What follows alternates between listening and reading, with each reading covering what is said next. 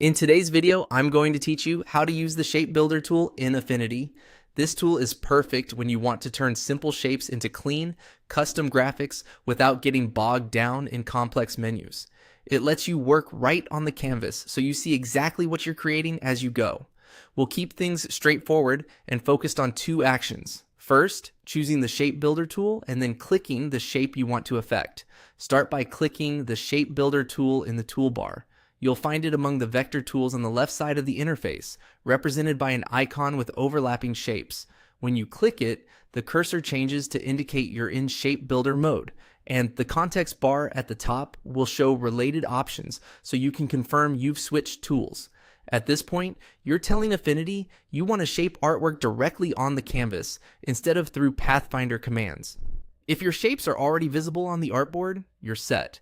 If you don't immediately see any on-screen feedback, that's normal until you interact with a shape. A quick visual check that you're at a comfortable zoom level will make the next step more accurate, especially around tight intersections or edges. Now, click on a shape. With the Shape Builder tool active, a simple click on the artwork instructs Affinity to define the area under your cursor as part of the resulting shape. If you have overlapping artwork, clicking within a region that's created by those overlaps adds that region into a single, clean contour. You'll notice a subtle highlight or outline that confirms the portion you've clicked is being included. If you click inside a shape that stands on its own, Affinity treats that as the area you want to keep refined by the tool. If nothing appears to change, try clicking closer to the interior of the shape. Clicking on empty canvas won't produce a result. Don't worry about mistakes.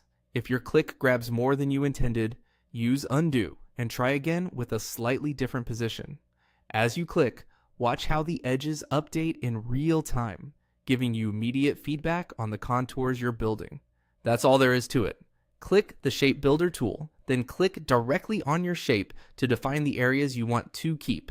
For cleaner outcomes, zoom in around intersections, keep an eye on snap indicators for crisp joins, and work patiently so each click builds exactly the form you envisioned.